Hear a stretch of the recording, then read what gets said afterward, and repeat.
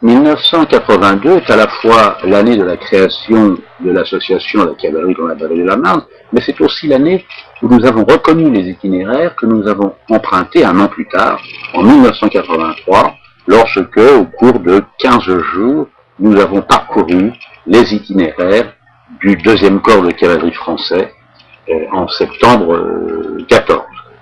Donc là, nous sommes en 82, on peut voir sur ces images le déplacement de cette reconnaissance dans la région de Reims, ou plutôt au nord de Reims. Alors pourquoi ce souci au niveau des itinéraires?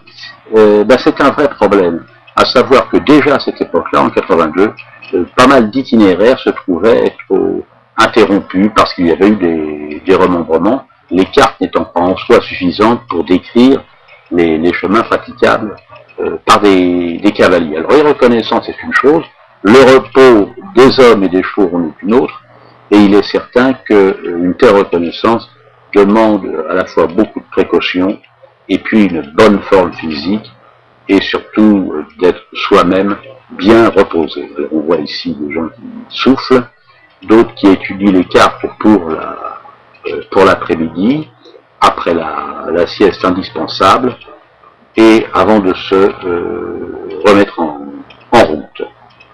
Le départ peut se faire à pied, pour chauffer à la fois le cavalier et sa monture, mettre tout le monde à température, et puis on peut maintenant commencer à avancer avec plus de détermination.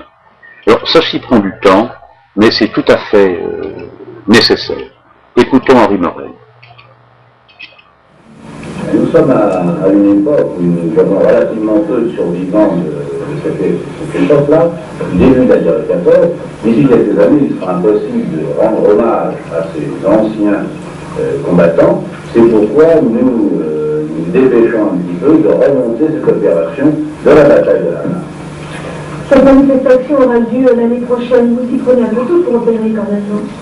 Non, il y a plusieurs raisons à ça. La première, c'est la reconnaissance itinéraire demande beaucoup de soins, d'autant plus qu'un certain nombre d'itinéraires sont privés, donc demandent des contacts, des relations avec les autorités civiles, des devoirs des particuliers, donc c'est assez long.